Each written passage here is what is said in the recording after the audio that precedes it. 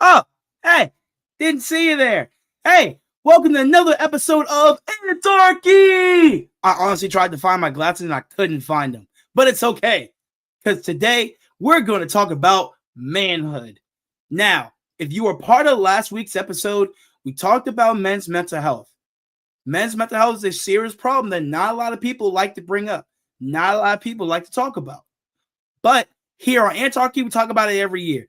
But this time, we're going to extend the men's mental health now into a series. Okay? So instead of talking it once a year, now we may talk about it whatever the frequency I feel like doing it. Okay?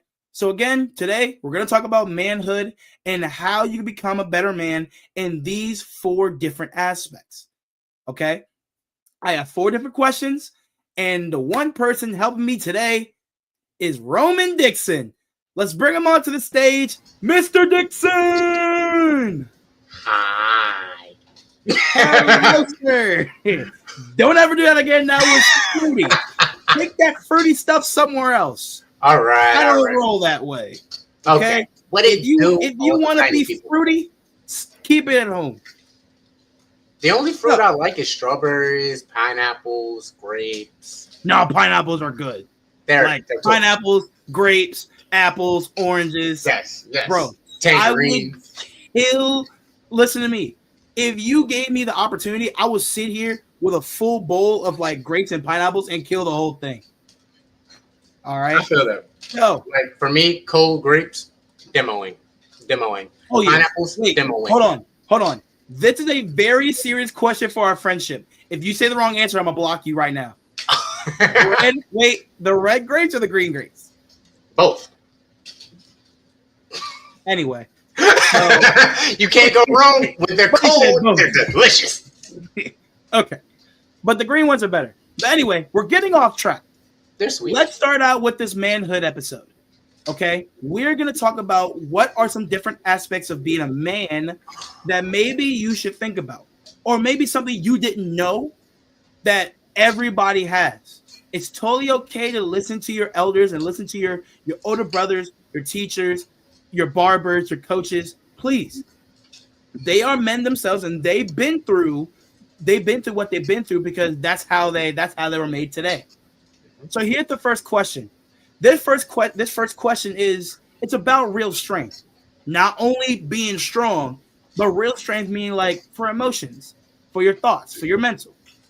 Okay? Leon Thomas is in the chat. My boy Leon, what's going on, my boy? I'm so happy that you're here. Now, for everybody listening at home, here's the first question. If you ever had to fake being strong just to keep others calm, I'm going to say it again. Have you ever had to fake being strong to keep others calm? So, Mr. Dixon, can you start out with this one? The simple answer is yes. Just being a teacher, we have to fake being strong because we go through it. We have our own difficulties, at home with outside of work. And then you got stuff going on inside of work. It's a lot sometimes. Like I know for me, last school year, I was completely burned out. Like there was a time where I just wanted to say, F it, I'm gonna quit. And I literally, honestly, it was just before I had a car accident now. And I was like, bro, I told my class, it was my 4th month. I told them, I was like, I'm gonna quit. And they didn't see me for like 4 days before spring break. And they literally got worried. They was like, did he actually quit? Like, bro, did we kill like another one? Because these 8th graders ain't have a math teacher. But what I was dealing with on top of just being in a car accident, my back hurting, my neck hurting, I had to be strong for these kids because a lot of them, they may have father figures or they may not have father figures. So they tend to look to us more than we sometimes realize. And we become their example. We become their father figure. The school I was at, Apple Grove, a student literally came to me and, he was kind of down. I was like, is everything okay? He was like, yeah. I was like, how's your dad? He's like, my dad's not in my life. And I was like, oh, I'm sorry to hear that, you know? Then he says, but I see you as a father figure. And I was like, oh wow, I really appreciate that, you know? And I never thought that I was having that kind of impact on anyone, honestly. But apparently, God got me doing something right.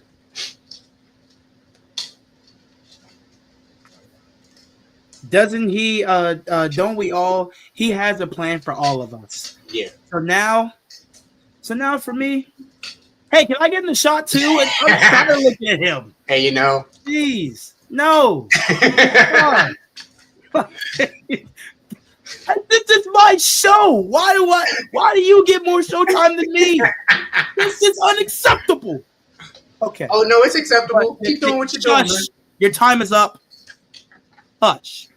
Now, have you ever had to fake being strong to keep others calm?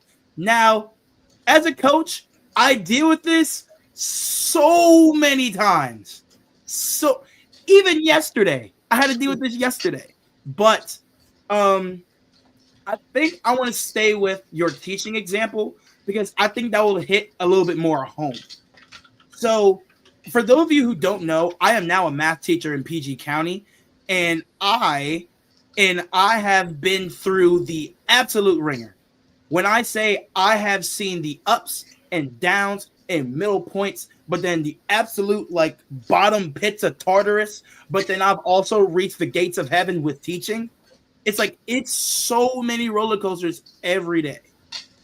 And I think the biggest time I had to be strong was there was one time in my classroom where someone told me, I'm not going to say the kid's name, but someone told me, hey, Mr. Greenfield, my dad passed away last night. And the fact that that kid had to really came to school like that next day. And I was like, in my head, I didn't say it to him. In my head, I said, well, if I was him, this school would not see me for a while. But, I congratulated him. And the fact that that kid, he was so close with his father and he lost him at such a young age. Now, another thing that I have was however many times I have 30 plus. I have 30 plus seventh graders screaming in my ear at 9:30 a.m. in the morning. And they're all asking me everything but math questions. Now, like I said, teaching was a roller coaster for me. So it was ups, it was downs, it was middle points, it was good, there were bad days, there were stressful, there were less stress days.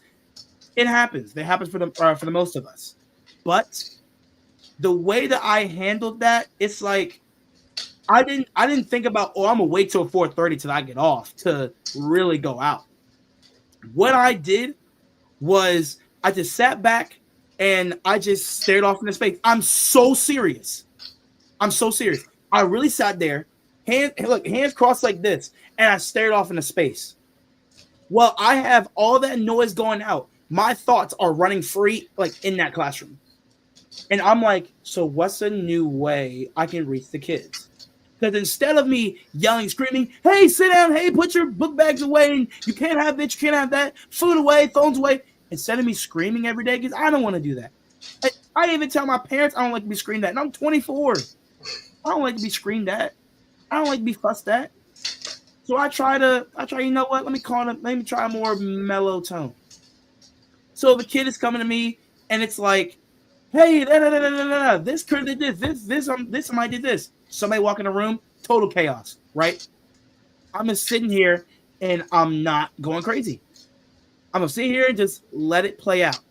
I may tell one person, I'm gonna tell another person, and then that chain is gonna happen. It may not happen right away, but some of the students will see that I'm rewarding good behavior. So the way that I stay strong is maybe I can flick one domino and the rest will start falling. Some dominoes may be out of line, but once I flick one domino, they all start tumbling. Once one kid is being loud and I tell them to sit down, they'll all start to be quiet. So it's kind of like a domino effect for me. And it really and it really helped me throughout the months that I've been teaching. So that was aspect number one. Remember, that was real strength. Now we're gonna talk about love, loyalty, and leading. This, as a man, when it comes to love, when it comes to loyalty, when it comes to leading, this is something you have to do. This is something women is going to look for in you. Some women want to be led, some women don't. But as a man, here's something you should think about. Now, what does loyalty look like as a man? I'm going to start off with this one. Please. So, if I want to talk about loyalty as a man, right? So, loyalty to me, it's obviously you don't talk to no other partner, or you keep it strictly business, you keep it strictly friends, or you let your significant other know about that person. Here's an example. Let's say I have a girlfriend, right? Shut up. Every single one of you at home saying, yeah, Mr. Grief, I have a girlfriend. Yeah, right. Shut up. Anyway, stop laughing. But I mean, I wouldn't put it past you if you did, honestly. You, as the kids say, you got the riz. That's not got funny. The riz. Me having a girlfriend is not funny. No, I'm saying I can see you having one, bro. I can see it. You got the riz, as the kids say. Let me finish. Don't throw a flag on the play. Okay, so loyalty to me is like you let your significant other know that, hey, these are the people I talked to before you. Not talk to, but these are the people that I was friends with before you. These are the people that I've dealt with before you. We've had business relationships. We've tried to do something more, but it's not. Now, you may wonder, well, what if they step out and what if I do this? If you want to talk about loyalty as a man, you have to stand firm in your ground and not cheat. I know a lot of people be like, oh, well, I'm going to go get a girl because she cheated on me. I'm going to go get another girl because, listen, that was me at one point. When I got cheated on, I used to say, you know what? Let me go cheat on you so that way it'll be fair. But I had to learn from other men to say, that's not right. Instead, when I hear about loyalty, I always think about how can I level myself up from being this broken? You just got your heart broke. What do you do now? Do you cheat on her too? Or do you find another girl? No. You stay true to who you are. Loyalty is sticking with people that done right by you when they had nothing, or they did right by you when you had nothing. That's loyalty. Loyalty is like, it don't have to be only relationships. Your homies too. If my homie, listen, I can call 4 or 5, maybe six of my homies right now. And these are like real good homies that if they had $1, they would hand me that $1. And loyalty for your homies, bro, come on now. You can't sit here and tell me that you would really not, you know what I'm saying? So just stick by your homies, bro. Don't do no backstabbing, bro. That's weird. All that backstabbing stuff, that's weird. So, Mr. Dixon, what does loyalty look like to you as a man? Loyalty. Loyalty starts with yourself. You have to be loyal to yourself. What does that mean? Well, first, you have to love yourself. That's where it starts. You have to be like, I love myself, and I'm not going to change myself for anyone but God. God is the one molding me and shaping me. That's where it starts, really, honestly. And then that loyalty can extend to friendships, people who you're like, oh, yeah, they're my friends and all that. But I want you to be mindful and actually pay attention to how people treat you. Because, and especially I've seen this a lot with, our students and even some of the kids that live in my neighborhood. They'll call people their friends, yet these so-called friends will call them out their name. They'll literally push them, fight them, take their stuff. What kind of friend is that? Like, what? Like, I've even had people that I thought were my friends, and they talked about me behind my back. They lied on me. They set me up to get in trouble, you know. But there's this one guy, you know, who I will never forget. This young man. He actually older than me, but he's one of the truest friends that I had. You know, I'm actually going to name drop, but I know he's not going to watch this. But his name is Trayvon. Back in 8th grade, I was still healing from a lot of past trauma that I was dealing with from my home. You know, losing my mom, my dad remarrying, being mentally, physically, emotionally abused by her 2 kids, and my dad going through a divorce. I was still healing from that. And I didn't know how to properly let that anger and frustration out. So I talked bad to people, right? But me and him, we vibed. We got video game sessions, you know. But there was this one morning, because I walked to school in 8th grade. And there was a park right before the school that we would normally chill until that first bell rung. That told us to go inside and whatnot, because we ain't eat breakfast. I had gotten into it with this kid, right? He was a 6th grader. He was just being a dick, you know, and I apologize for my language. And it was just back and forth. And then how I remember it, and my memory is faulty because of what happened. Everyone in the park at the time went to the other side of the field to throw the football. I'm sitting on the back of the bench. So the seat is here, the back is here, and I'm sitting up here. And my feet are this way. So I'm sitting like this. He comes up behind me and pulls me over the bench. My neck hits the seats. My feet go completely over. My God. I'm out. I'm out like a light. This man. He pulled you over like full on like not like this. He grabbed my both shoulders and like I was out, bro. I was out like a light. I did. Good Lord. Bro, I was done. I was done. He told me that he would have killed that boy if I didn't start having a seizure right then and there. He literally picked me up, carried me to the school, to the nurse's office, and called my father. That man has been in my, like, he knew me less than a year, and he did that for me. He swung you like that? Like, bruh. Like, he literally carried me. Like, I have the utmost respect for that man. Like, he's, like, I'm like, yo, like, thank you. Because literally, like, no other kid would have been able to do it. Uh-huh. If he didn't do it, I would have just been there. I probably could have died. Right. Honestly. So now, that's a good answer. Okay? Always remember, when it comes to loyalty, it doesn't always have to be relationships. It could also be with your friends. It also be with your family members. Family members still account for loyalties. They still help you when you have nothing. Yeah, that's my point. Mm-hmm. If somebody helps you when you have nothing, matter of fact, better yet, there's a saying.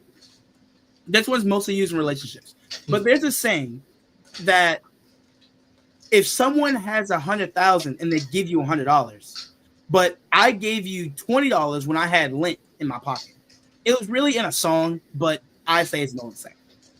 But that line saying, if I had $100,000 right now in my hand and I gave you 100, would that make me selfish? A little bit, but I mean, okay, you're still giving. So I mean, people will be like, eh. So now, let's say if I have $20 in my pocket, and this is for me to eat lunch, but you haven't eaten in 2 weeks, and I give you my $20 for you to go eat, am I being selfish? Not at all. Exactly. You saw how you said that's kind of selfish when I had $100 or I had 100,000 and I gave you 100, but it's not selfish if I give you everything in my pocket. Mm-hmm. So if you're giving somebody a part of yourself when you have nothing, that's true loyalty to me. That's telling me that you fully trust me, that A, you really like me, not like that, no Diddy, but you really mess with me like that, and we're cool, yeah, That's that agape love. That's that unconditional love. That's not exactly. even just a like. That's a love, brother. So now we're on to our second to last question of the night, and that is, what was a moment that broke you, but you built back to you? So what was a moment that broke you? And I mean, like, it broke you so bad that you were, how should I say this? You had zero motivation. You literally did nothing. You did nothing but cry, sulk, and feel, and just really have that, like, those emotions really just Okay. fill up. What was the moment that happened to you, and how did you build back from that moment? I'm gonna let you start on this one. Are you sure? Cause I'm gonna go deep. I'm not gonna lie. Hey, look, no Diddy. I'm gonna go deep too, but All right, I'll start. all right. So everybody buckle in, because this story is pretty much the whole reason why I am who I am now. So it was one day, and this is when I was working for Sheets back in 2021. This was 4 years ago. I was working for a gas station called Sheets, and I had this girlfriend who I dated for 2 years. So from 2019 to 2021, and that's the point. So from me dating her in that time frame, we were having issues for the last week. I wanted to talk about the issues, and I wanted to tell her, like, hey, I actually want to talk about it when we get home. I don't want to talk about it right now. I'm about to go to work. All right, cool. She texts me like an hour before my shift ends, and she says, matter of fact, I'm just going to come to you so we can talk. I'm like, okay, I got you. So now I'm walking to her car in the parking lot, and in my heart is thumping, because I want to fix the relationship, but I don't know where she's going to go with it. Mind you, that's my mindset. I'm trying to fix a relationship, but I don't know where she's going to go with it. So I get in the car, we start talking, yada, yada, go on back and forth. Then she adds on to, I don't want to be with you anymore. She tried to break up with me. So I was like, well, let's not go too crazy. Let's not go to like the ends. So from her saying that, I really tried to save the relationship from what it was. It was like, we built something so beautiful. It's like a cherry blossom tree at the National Mall in DC. But it went all the way down to like a broken tree stump, to where the tree fell over, there's no leaves left, and it's just a stump now. And I tried to revive it from that. But shortly after, she broke down into tears. And when she broke down into tears, I looked and I was like, what are you crying for? We can both work through this together. There's nothing you have to worry about. And these exact words from her mouth, and I will never forget it. She goes, Anthony, I'm sorry. I'm like, what are you sorry for? The minute she said it, I had a light bulb in my head. And I'm like, she cheated on me. There's no way. There's no way. This girl made me feel like I was on a pedestal. This girl made me feel like I was the tallest person in the world. And if I put it in today's terms, this one girl made me think and made me feel that I could fight 100 gorillas by myself and I would win. I would come out of there unscathed. She made me believe I could fight 100 gorillas unscathed. She really had me feeling that high. And then having your most trusted person, the person who you fully wanted to be with, and somebody who you truly, truly loved, to the point to where you would die to protect them. And they betrayed you. And when I say I was at rock bottom, like at first I didn't know how to feel because I'd never been cheated on before that. So I didn't know how to take it. I didn't know how to feel. I was walking around, I'm like, oh, what's going on? What do I do? And then it started to settle in, and more people started talking. And so when I walked back into my store, and I love these girls to death. I don't talk to any of them anymore, but I love all these girls to death. Like, if some of them call me today, like, hey, My man cheated on me. My man did this. I'm like, all right, bet. Let's go drop kick his mother into a nursing home and drop sugar in his tank. Let's go beat him up right now. So these girls, they helped me get over, not really get over, but they helped me get through getting cheated on for the first time. And when I say that literally killed my motivation to do anything, I never left the house. I barely ever ate anything. I didn't communicate with nobody. I had no motivation to play video games. When I played video games for 5 seconds and I was done. I was like, I can't do this. I can't do it. She literally broke me to where I had zero, nothing. My mindset was trash. I feel like I couldn't move anything. I didn't want to talk to nobody. I didn't want to talk to my family. I didn't want to talk to nobody, not even my home friend. And they really helped me through it. But she put me there. And the way that I brought myself back was I started hanging out with, I'm a name drop him too. I started hanging out with my two home friends, Tam and Jordan. I started hanging out with them and they was like, oh, you got cheated on? And I will never forget their reaction. This reaction was so like mellow. They was like, ah, so funny. But hey, F her, man. Let's go do something. And when I got that reaction, I was like, bro, I got cheated on. Why can't I feel that? They're like, Anthony, you're human. I got cheated on a few times. Sometimes I do the cheat. But you can't let that one thing control you and let you hurtle up into a shell for the rest of your life.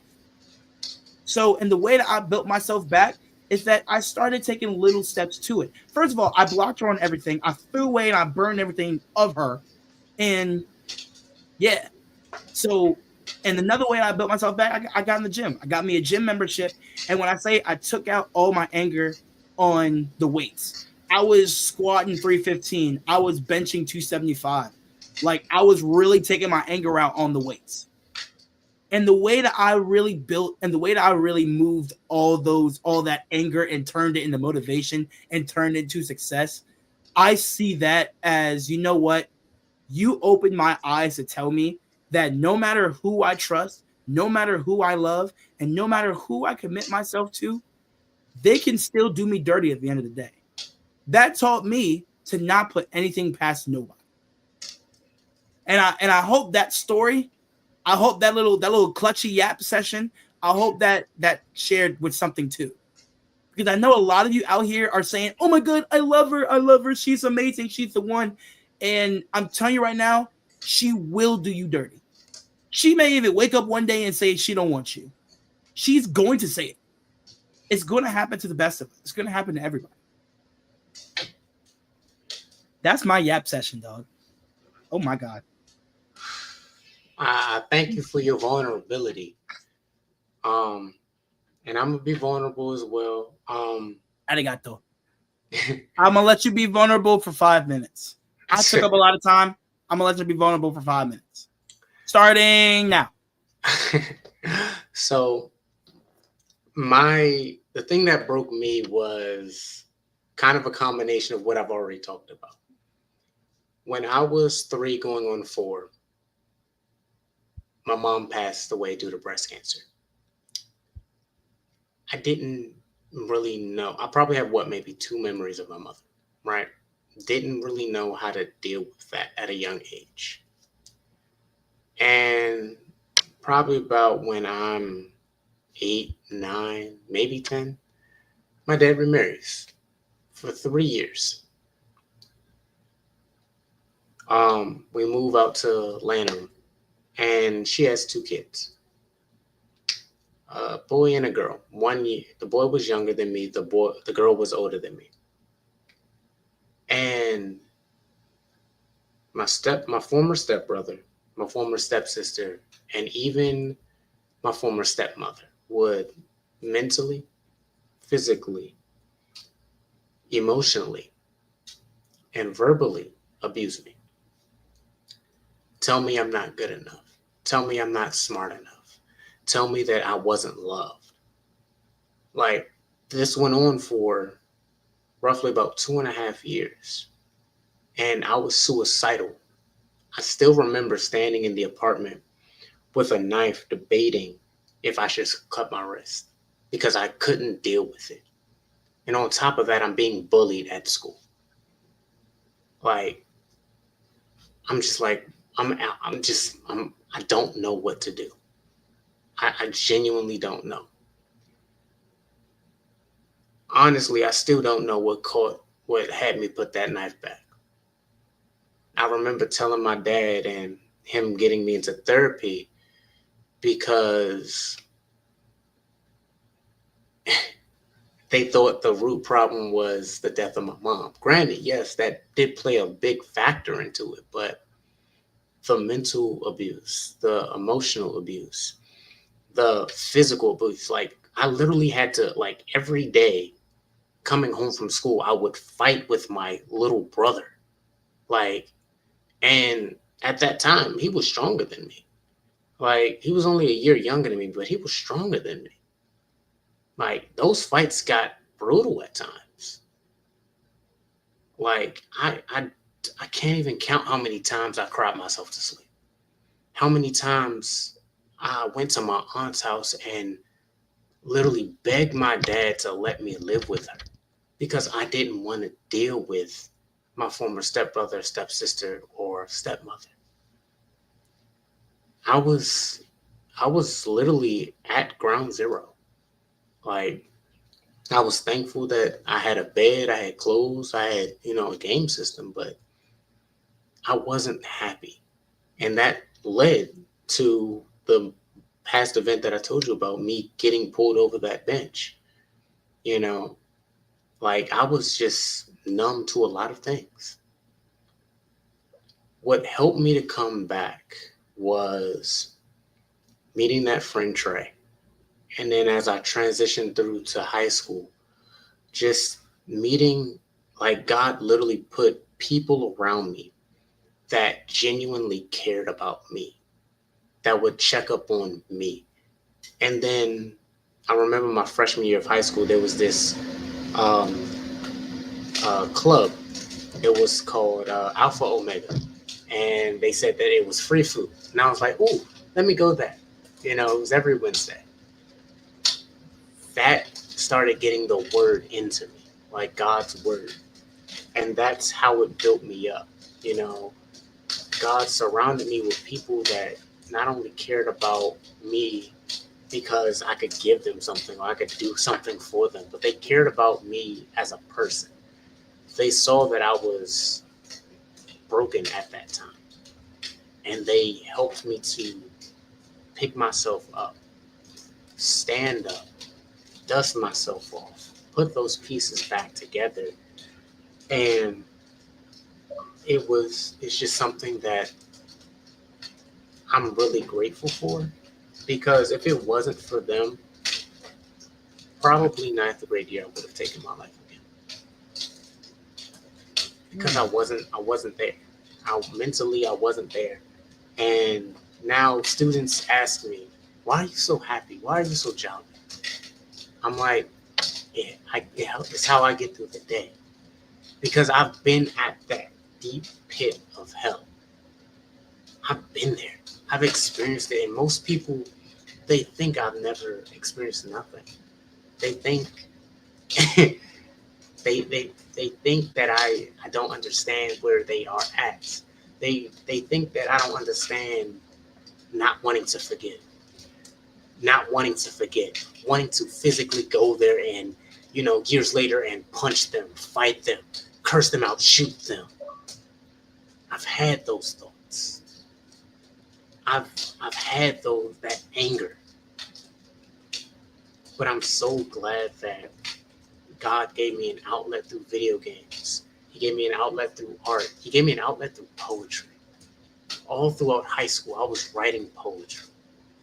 I was even performing my poems with my best friend who became my sister. Like, and now she's married. I literally got to see her go from being a gay female to getting married. Like, it's an amazing sense of growth, being able to see that with your own eyes. The ups and the downs. For anyone that watches this, like, that was my dark pit. That was Anthony's dark pit. We've been through some hellish situations. We've experienced some deep, dark things. We can relate to what you're going through. We can empathize and sympathize. We're not just going to be like, oh, it'll get better. No. Because at times, we didn't even think it was going to get better. But it's true. I thankfully, always hear my dad hear this one saying. Whenever someone comes to him with a problem, I always hear him say, "It could be worse." Yeah. It could be worse. It could be. And it could be worse. And you know what's interesting about both our stories?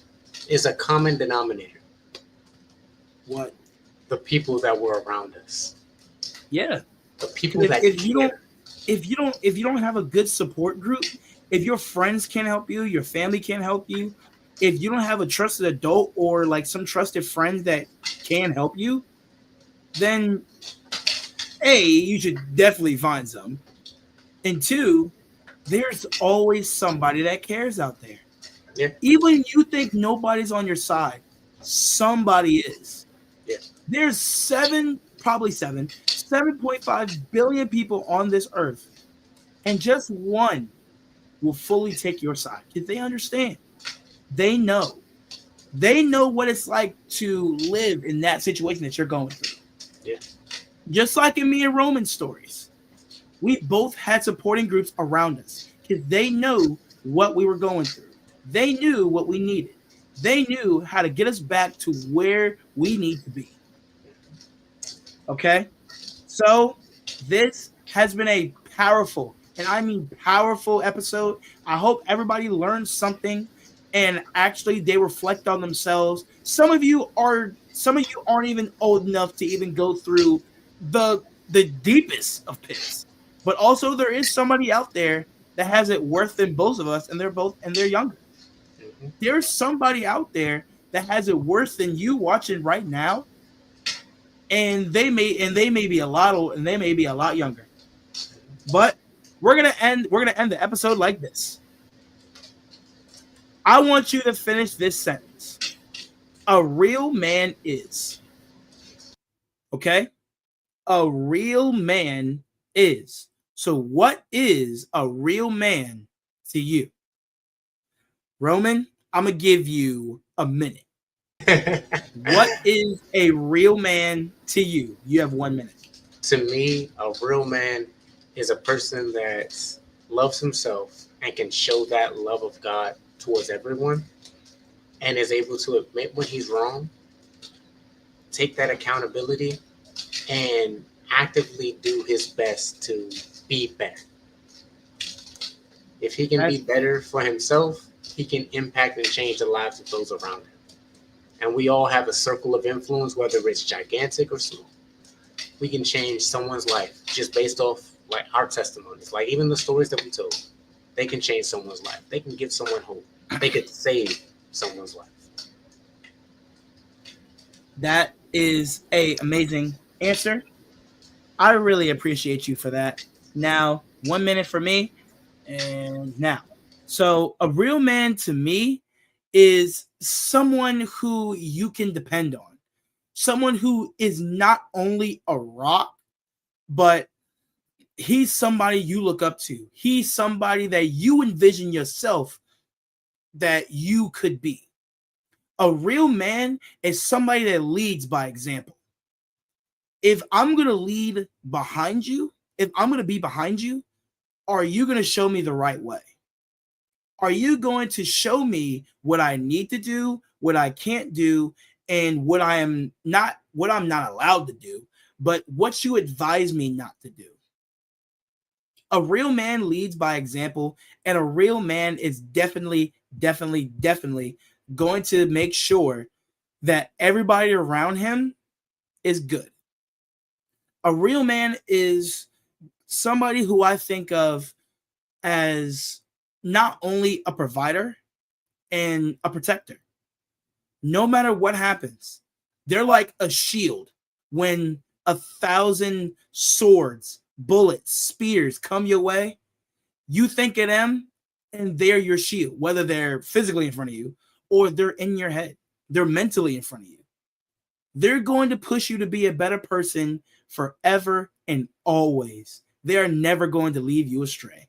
And I think I went over my minute mark.